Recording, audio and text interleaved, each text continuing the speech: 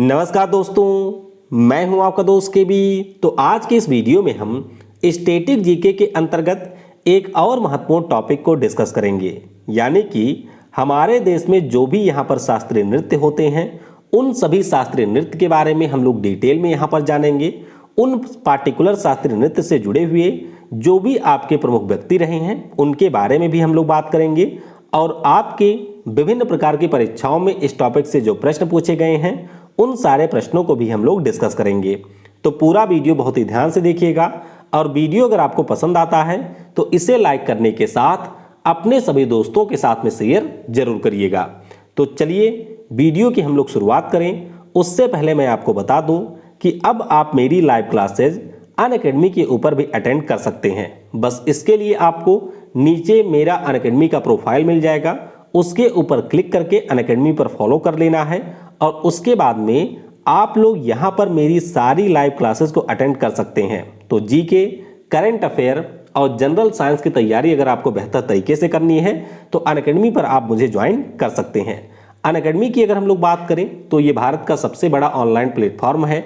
यहाँ पर आपको बहुत सारी फ्री क्लासेस भी मिलती हैं, लेकिन अगर आप लोग किसी भी एग्जाम की तैयारी एक सिस्टमैटिक वे में करना चाहते हैं तो आप अनअकैडमी का कोई भी प्लस सब्सक्रिप्शन खरीद सकते हैं।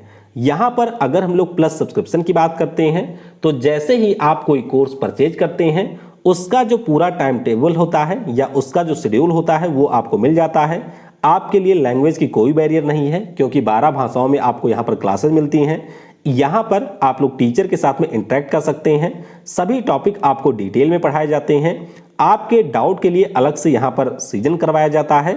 तो ये सारे बेनिफिट आपको मिलते हैं। तो अगर आपको अनअकैडमी के ऊपर कोई भी सब्सक्रिप्शन लेना है और उसके ऊपर आप लोग मैक्सिमम डिस्काउंट चाहते हैं तो आप इस व्हाट्सएप नंबर पर मुझसे कांटेक्ट कर सकते हैं। चलिए अब इस वीडियो की हम शुरुआत करते हैं।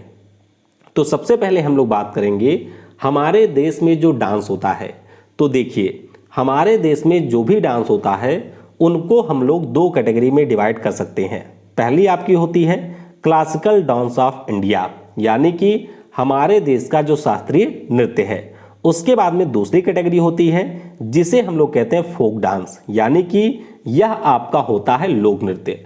अब अगर हम लोग इन दोनों डांस के प्रकार की बात करें तो दोनों तो आपके वैसे नृत्य ही हैं, लेकिन इनमें आपको बहुत अंतर देखने को मिलेगा।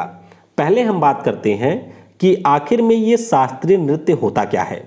तो शास्त्रीय नृत्य की अगर हम लोग बात करें तो पहले तो आपको यही ध्यान रखना है कि जो हमारे क्लासिकल डांस होते हैं इनके लिए एक पार्टिकुलर करिकुलम होता है, और उसी पार्टिकुलर करिकुलम के अनुसार ये डांस किए जाते हैं।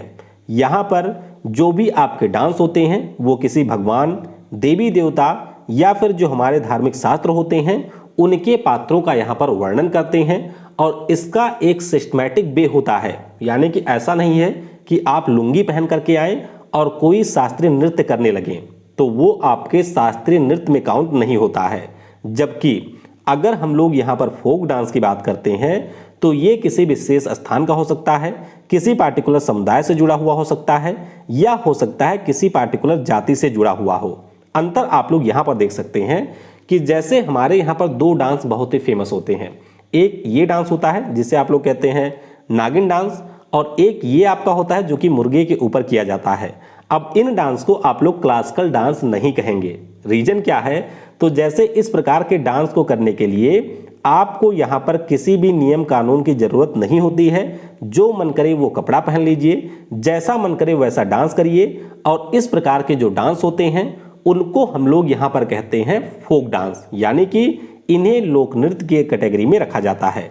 जबकि अगर हम लोग यहाँ पर बात करते हैं क्लासिकल डांस की, तो जैसा कि मैंने आपको बताया इसका पहनावा फिक्स होता है, किस प्रकार से ये डांस किया जाएगा, किस प्रकार की यहाँ पर म्यूजिक होगी, वो सारी चीजें यहाँ पर फिक्स होती हैं। इसीलिए यह एक आपका सिस्टमैटिक डांस होता है। अब आइए बात करते हैं हम लोग हमारे देश में जो क्लासिकल डांस किया जाता है।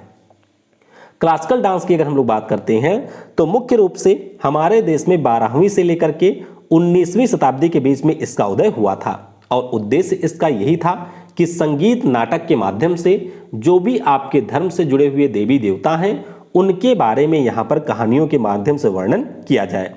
अगर हम बात करें कि ये जो क्लासिकल डांस है इनका सोर्स क्या है, तो भरत मुनि के द्वारा एक किताब लिखी गई थी जिसका नाम है नाट्य शास्त्र। क्या नाम है? किताब का नाम है नाट्य शास्त्र। और इसी नाट्य शास्त्र में आपके जो भी क्लासिकल डांस होते हैं उनका उल्लेख देखने को मिलता है। हमारे यहाँ पर जो संगीत नाटक अकादमी है उसके द्वारा कुल मिलाकर के 8 ऐसे डांस हैं जिनको यहाँ पर क्लासिकल डांस का दर्जा मिला हुआ है।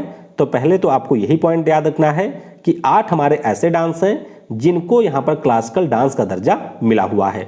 ये आप देख सकते हैं, ये आपके सामने एक क्लासिकल डांस का एग्जाम्पल है। यहाँ पर जो हमारे नर्तक होते हैं या नर्तकी होती है उसका पोशाक बिल्कुल फिक्स होता है। इसके अलावा जो आपके संगीत वाले लोग होते हैं इनके द्वारा जो भी यहाँ पर संगीत प्ले किया जाता है वो भी फिक्स होता है, सॉन्ग वगैरह भी फिक्स होते हैं। तो इसीलिए ये हमारा कहलाता है क्लासिकल डांस और इसके लिए प्रॉपर ट्रेनिंग की आवश्यकता होती है। जबकि फोक डांस तो आपको पता होगा, म्यूजिक बजाइए और शुरू हो जाइए, तो वो होता है आपका फोक डांस। अब बात करते हैं कि जो हमारा यहाँ पर नृत्य शास्त्र है यानी कि नाट्य शास्त्र है उसके अनुसार शास्त्रीय नृत्य कैसा होता है, तो ये थोड़ा सा समझ लीजिए। देखिए, अगर हम लोग बात करते हैं नाट्य शास्त्र की तो इसके अनुसार हमारे जो भी क्लासिकल डांस होते हैं इनके 2 आयाम होते हैं। पहले आयाम को कहा जाता है लस्य। लस्य का मतलब क्या हुआ? लस्य का मतलब यहाँ पर होता है कि जो भी हमारी यहाँ पर नर्तकी होती है उसका भाव कैसा है डांस के दौरान, किस रस के ऊपर उसका डांस चल रहा है और किस प्रकार से उसकी एक्टिंग है यानी कि उसका अभिनय कैसा है, इन सभी के ऊपर फोकस किया जाता है और इसी को कहा जाता है लस्य। तो मुख्य रूप से इस प्रकार के जो भाव होते हैं वो स्त्रियों के द्वारा दिखाए जाते हैं। जबकि अगर हम लोग बात करते हैं तांडव की तो आपने शिव तांडव के बारे में जरूर पढ़ा होगा। तो तांडव की बात करते हैं तो ये पुरुष प्रधान होते हैं और इसमें जो आपके डांस होते हैं उसकी लय कैसी है, किस गति पर आप लोग डांस कर रहे हैं, इन सभी के ऊपर फोकस किया जाता है। तो ध्यान रखेंगे, लस्य में भाव, रस और अभिनय पर फोकस होता है, ये स्त्रियों का डांस होता है। और तांडव की बात करते हैं तो लय और गति के ऊपर फोकस किया जाता है और ये होता है हमारा पुरुष प्रधान। अब आइए, जो हमारे 8 क्लासिकल डांस है पहले हम लोग उनके बारे में जान लेते हैं, फिर एक एक करके सभी क्लासिकल डांस के बारे में हम लोग डिटेल में यहाँ पर जानेंगे। तो पहले चलेंगे उत्तर प्रदेश राज्य में। उत्तर प्रदेश की बात करें तो यहाँ का जो क्लासिकल डांस है उसे हम लोग कथक के नाम से जानते हैं। फिर हम लोग चलेंगे असम में।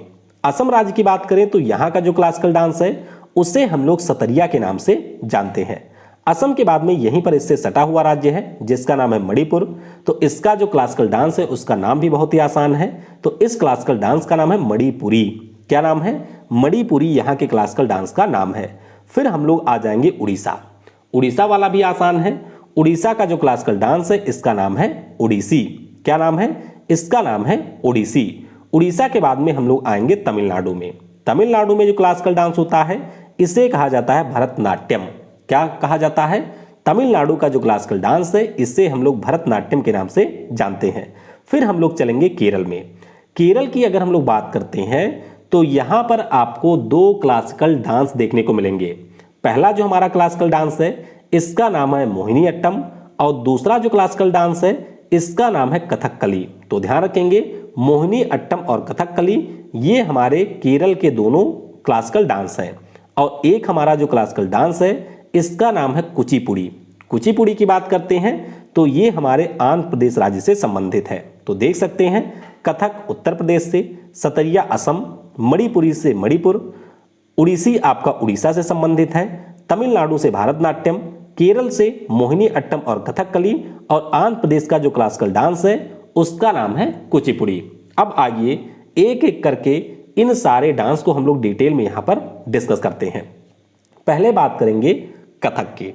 कथक की अगर हम लोग बात करें तो जैसा कि मैंने आपको बताया ये उत्तर प्रदेश में होता है, यानी कि उत्तर प्रदेश का ये माना जाता है। हालांकि जो भी हमारे हिंदी भाषी क्षेत्र हैं जैसे राजस्थान की बात करें, बिहार की बात करें तो वहाँ पर भी ये आपका थोड़ा बहुत फेमस है। अगर हम बात करते हैं कथक की तो होता क्या है इसमें कि जो भी हमारे गाँव वगैरह हैं या फिर मंदिर वगैरह होते हैं वहाँ पर जो नर्तक होते हैं उनके द्वारा पौराणिक कथाओं के ऊपर प्रदर्शनी की जाती है। यानी कि आपका जो नर्तक होगा वो किसी कथा पर या किसी कहानी के ऊपर यहाँ पर अपनी प्रदर्शनी को देगा और उस कथा का जो भाव होगा उसको डांस के माध्यम से यहाँ पर व्यक्त करेगा। कथक की बात करते हैं तो 15वीं और 16वीं शताब्दी के दौरान, यानी कि जब हमारे देश में मुगलों का शासन चल रहा था, जब हमारे यहाँ पर भक्ति आंदोलन चल रहा था, तो उसी समय इसका प्रसार हुआ था। लेकिन जैसे जैसे अंग्रेज आए तो वैसे कथक भी हमारा थोड़ा धीमा हो गया था। तो 20वीं शताब्दी में लीला सोखी, इनको इसे पुनर्जीवित करने का श्रेय दिया जाता है। किसे? लीला सोखी को इसे पुनर्जीवित करने का श्रेय दिया जाता है। ऊपर मैंने आपको बताया कि जो हमारा कथक होता है मुख्य रूप से ये नर्तक के द्वारा पौराणिक कथाओं के ऊपर किया जाता है, और ये जो आपकी पौराणिक कथाएं होती हैं इनमें भी फोकस किया जाता है राधा और कृष्ण के ऊपर कहानियों का। तो ध्यान रखेंगे, ये जो हमारा कथक होता है ये राधा और कृष्ण की कहानियों के ऊपर आधारित होता है। अब बात करते हैं कथक से जुड़े हुए हमारे घराने की। आप लोगों ने पढ़ा होगा कई सारे घरानों के बारे में, तो पहले समझिए घराना होता क्या है। देखिए, अगर हम लोग घरानों की बात करते हैं तो घराना का बहुत ही सिंपल सा मतलब होता है कि ये जो पार्टिकुलर हमारा नृत्य है ये इसी घराने से ओरिजिनेट हुआ था। जैसे कि अगर हम लोग बात करते हैं अपने देश भारत की, तो आप सभी को पता होगा कि भारत देश हमारा बहुत बड़ा है, बहुत सारे जाति और समुदाय के लोग यहाँ पर रहते हैं। तो जाहिर सी बात है अगर कोई यहाँ पर डांस वगैरह होगा तो इसमें थोड़ी बहुत आपको अलगाव देखने को मिलता है। यानी कि हो सकता है कि जो हमारा कथक लखनऊ में होता है वह कथक आपके जयपुर में ना होता हो। तो इसीलिए जो हमारे डांस यहाँ पर किसी पार्टिकुलर स्थान पर ओरिजिनेट हुए थे उन्हीं के नाम पर यहाँ पर घरानों का नाम दे दिया गया। जैसे कि अगर हम लोग बात करते हैं बनारस घराने की तो इसके हमारे थे जानकी प्रसाद और सितारा देवी। उसी प्रकार से रायगढ़ घराने की बात करते हैं तो राजा चक्रधर सिंह के कोर्ट में ये इसका जन्म हुआ था, यानी कि डांस फॉर्म यहीं पर ओरिजिनेट हुआ था। तो ये आपके रायगढ़ घराना हो गया। लखनऊ की बात करें तो ईश्वरी प्रसाद, नवाब वाजिद अली शाह, लच्छू महाराज, बिरजू महाराज, सुष्मिता बनर्जी, ये सारे हमारे लखनऊ घराने से थे। जयपुर घराने की बात करें तो भानु जी को यहाँ पर इसका श्रेय दिया जाता है जयपुर घराने का, और इसमें आपके कानू जी और हरि प्रसाद भी प्रमुख हैं। तो ये हमारा हो गया जो आपके कथक से जुड़ा हुआ घराना है। अगर हम लोग यहाँ पर प्रमुख नर्तकों की बात करें तो बिरजू महाराज, लच्छू महाराज, सितारा देवी, शोभना नारायण, शर्मिला शर्मा और राजेंद्र गंगानी, नाम आप लोग जरूर अच्छे से याद रखिएगा क्योंकि नाम बहुत पूछे जाते हैं, तो इनके बारे में आपको यहाँ से याद रखना है। अब हम लोग बात करेंगे मोहिनी अट्टम की। मोहिनी अट्टम की बात करें तो ये हमारे केरल राज्य का क्लासिकल डांस है।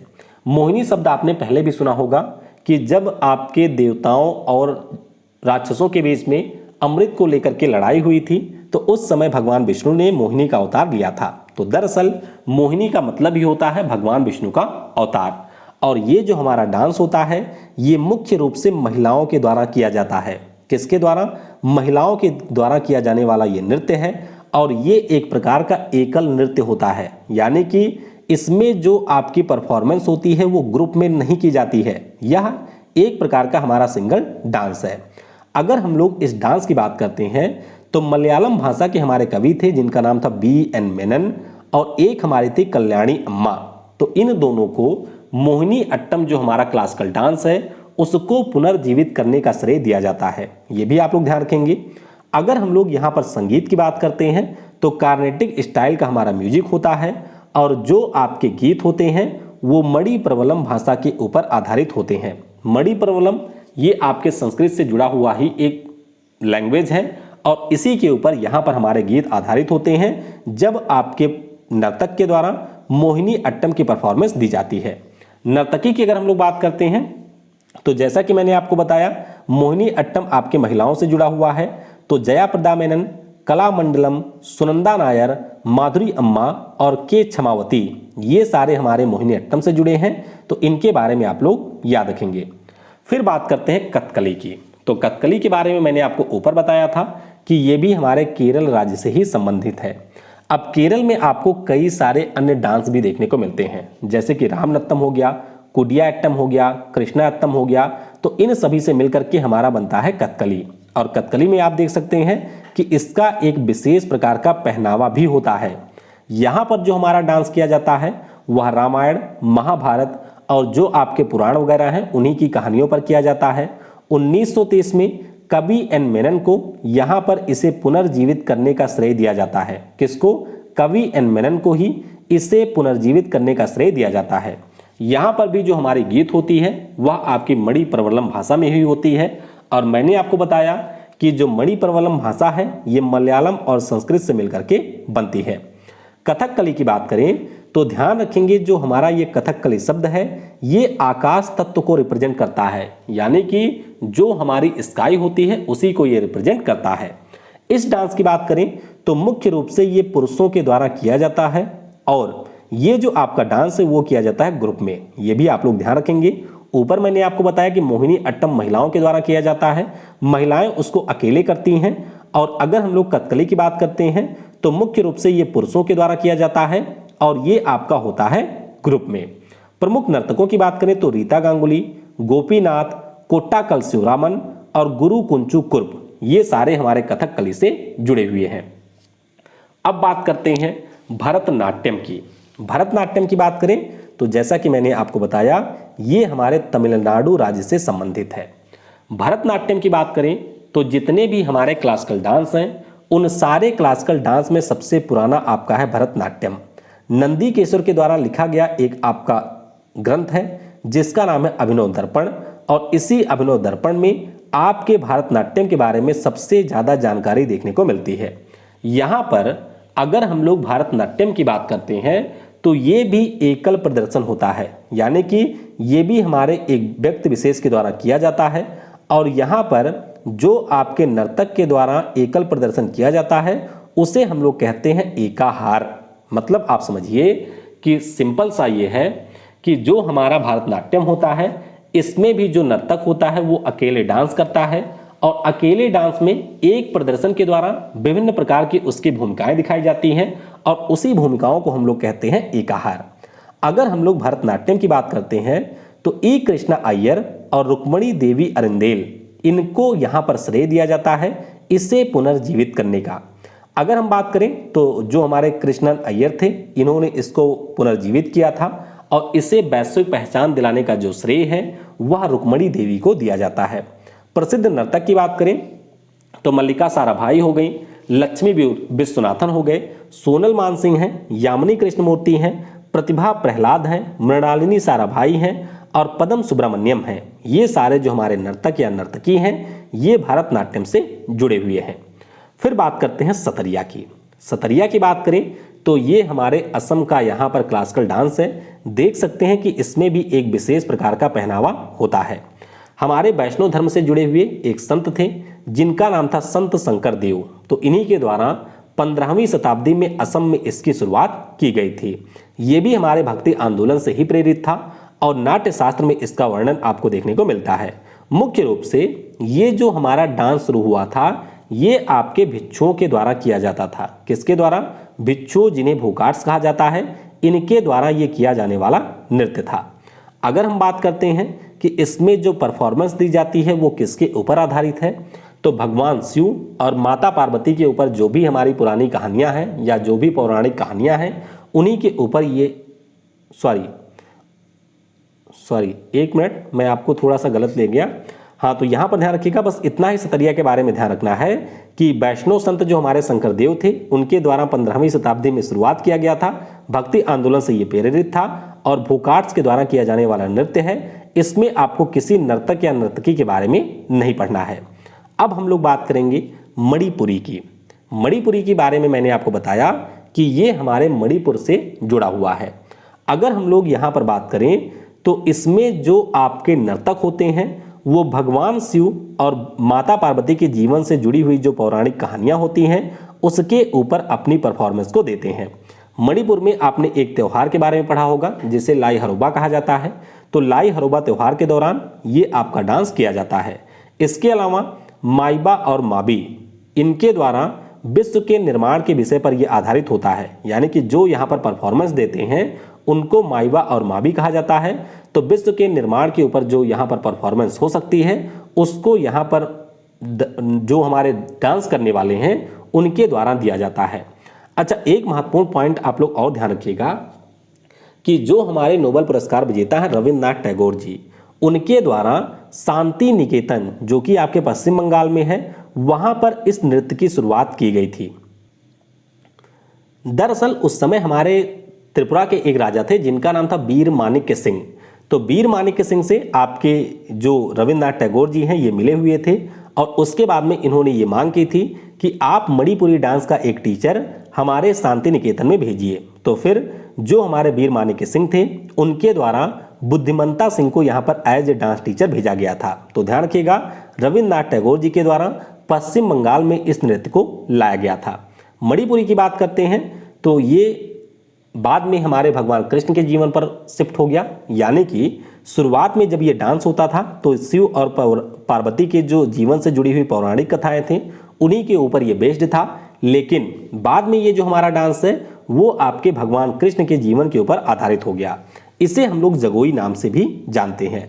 4 इसमें हमारी प्रमुख नर्तकी हैं जिनके बारे में आपको ध्यान रखना है और इन्हें हम लोग झवेरी बहनों के नाम से जानते हैं। ये देख सकते हैं, दर्शना, रंजना, नैना और सुवर्णा, ये हमारी 4 बहनें हैं जिनके द्वारा मुख्य रूप से मणिपुरी नृत्य किया जाता था। और इनके गुरु कौन थे? तो गुरु थे विपिन सिंह। तो ध्यान रखेंगे इन 5 के नाम।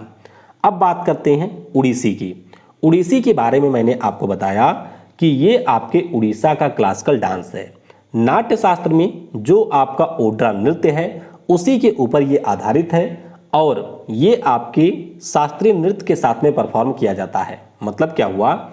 मतलब ये हुआ कि जो हमारा नाट्य शास्त्र है उसमें आपका ओड्रा नृत्य के बारे में बताया गया है, तो ये जो उड़ीसी है वो इसी ओड्रा नृत्य के ऊपर आधारित है। चार्ल्स फैबरी और इंद्राणी रहमान, इन दोनों को इससे पुनर्जीवित करने का श्रेय दिया जाता है।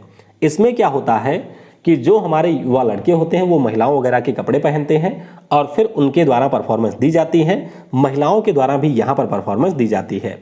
दरअसल जो हमारा वैष्णविज्म है उसके जो भी आपके आध्यात्मिक विचार होते हैं, धार्मिक कहानियाँ उससे जुड़ी हुई होती हैं, उसके ऊपर इस डांस को किया जाता है। यानी कि ध्यान रख सकते हैं आप लोग कि जो हमारे भगवान विष्णु थे उनके जीवन से जुड़ी हुई कहानियों के ऊपर ओडिसी डांस यहाँ पर किया जाता है। और एक पॉइंट आप ध्यान रखिएगा कि जो यहाँ पर गीत वगैरह होते हैं वो शास्त्रीय उड़िया साहित्य से जुड़े हुए होते हैं। और आपने पढ़ा होगा गीत गोविंद के बारे में, तो गीत गोविंद के ऊपर यहाँ पर अभिनय किया जाता है। तो ये भी आपको ध्यान रखना है। नीचे कमेंट में जरा आप लोग बताइएगा कि गीत गोविंद नाम की जो पुस्तक है इसके राइटर कौन है, तो ये आपको नीचे कमेंट में बताना है। उड़ीसी की बात करें तो पंकज चरण दास, सोनल मानसिंह, मीनाती मिश्रा और केड़ू चलन महापात्रा, ये जो हमारे लोग हैं ये उड़ीसी डांस से जुड़े हुए हैं। फिर बात करते हैं कुचिपुड़ी की। कुचिपुड़ी की अगर हम बात करें तो ये हमारे आंध्र प्रदेश का क्लासिकल डांस है। आंध्र प्रदेश में जो आपके कुशलवस्त समूह के लोग होते थे उनके द्वारा गांव-गांव जाकर के इसे प्रदर्शित किया जाता था। अगर हम लोग बात करते हैं तो कुचेलपुरम नाम से एक गांव था और उसी गांव के नाम पर इसका नाम रख दिया गया था कुचिपुड़ी। यहाँ पर जो आपकी डांस परफॉर्मेंस होती है ये मुख्य रूप से भागवत पुराण के अंदर जो कहानियाँ हैं उन्हीं कहानियों को यहाँ पर डांस के माध्यम से परफॉर्म किया जाता है। अगर हम बात करते हैं कुचिपुड़ी की तो बाल सरस्वती और रागिनी देवी को इसे पुनर्जीवित करने का श्रेय दिया जाता है। प्रमुख नर्तकों की बात करते हैं तो राजा रेड्डी, राधा रेड्डी, इंद्राणी रहमान और यामिनी कृष्णमूर्ति, ये हमारे कुचिपुड़ी डांस से जुड़े हुए हैं। अब एक महत्वपूर्ण तथ्य आप लोग याद रखिएगा, एक हमारी हैं मृणालिनी साराभाई।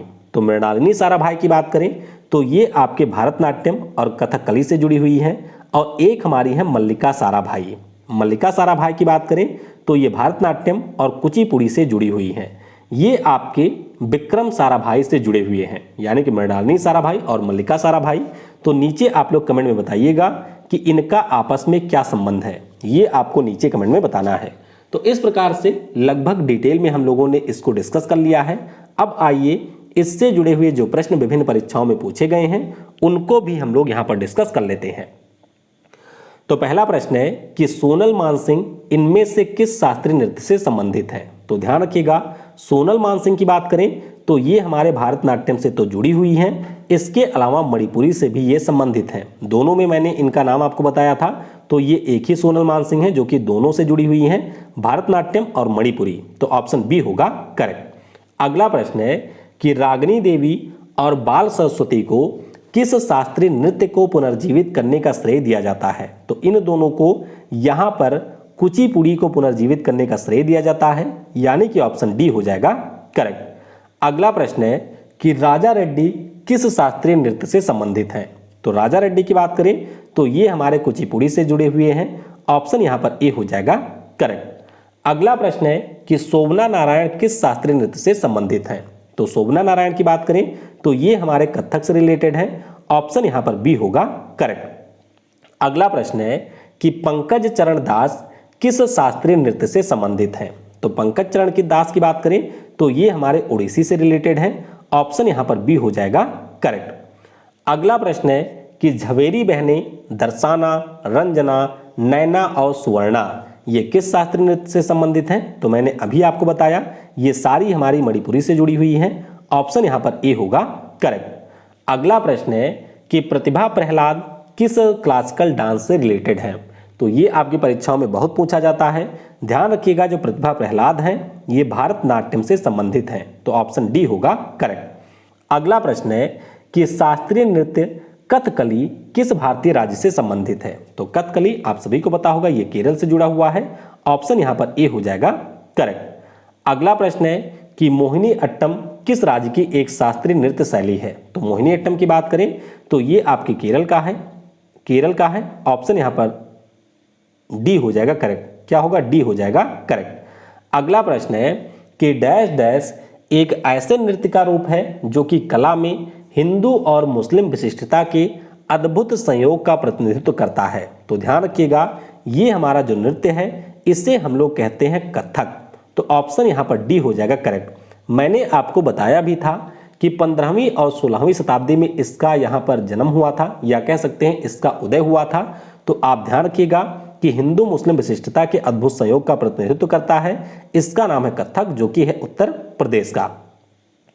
अगला प्रश्न है कि कथक के लिए प्रसिद्ध बिरजू महाराज हमारे किस घराने से संबंधित हैं। तो मैंने आपको बताया बिरजू महाराज हो गए, आपके लच्छू महाराज हो गए, नवाब वाजिद अली शाह हो गए, तो ये सारे हमारे लखनऊ घराने से थे, ऑप्शन यहां पर ए होगा करेक्ट। अगला प्रश्न है कि मोहिनी अट्टम नृत्य शैली किस राज्य में लोकप्रिय है। तो मोहिनी अट्टम की बात करें तो ये केरल का है, ऑप्शन यहां पर सी हो जाएगा करेक्ट। अगला प्रश्न है कि कुचिपुड़ी दक्षिण पूर्व भारतीय राज्य डैश डैश की क्लासिकल डांस शैली है। तो ये आपके आंध्र प्रदेश की है, ऑप्शन यहां पर ए होगा करेक्ट। अगला प्रश्न है कि प्रसिद्ध नर्तक पंकज चरण दास किस शास्त्रीय नृत्य से संबंधित हैं। तो अभी ऊपर मैंने आपको बताया ये हमारे जुड़े हुए हैं सतरिया से, ऑप्शन यहां पर सी होगा करेक्ट। और आखिरी प्रश्न है कि माधुरी अम्मा किस शास्त्रीय नृत्य से संबंधित हैं। तो ध्यान रखिएगा माधुरी अम्मा जो हमारी हैं ये आपके मोहिनी अट्टम से रिलेटेड हैं, ऑप्शन यहां पर ए हो जाएगा करेक्ट। आई होप आपको यहां पर क्लासिकल डांस अच्छे से समझ में आया होगा। फिर भी अगर आपको कोई डाउट होता है, कहीं पर कुछ चीजें समझ में ना आई हो, तो उसके बारे में आप लोग नीचे कमेंट कर सकते हैं, या फिर मेरे व्हाट्सएप नंबर पर भी आप मैसेज करके पूछ सकते हैं। वीडियो को समय देने के लिए आप सभी को बहुत बहुत धन्यवाद। जय हिंद, जय भारत, और सबसे जरूरी पढ़ेगा भारत तो बढ़ेगा भारत। और यहां तक अगर आपने वीडियो को देखा है तो आपको लिखना है yes I can do it.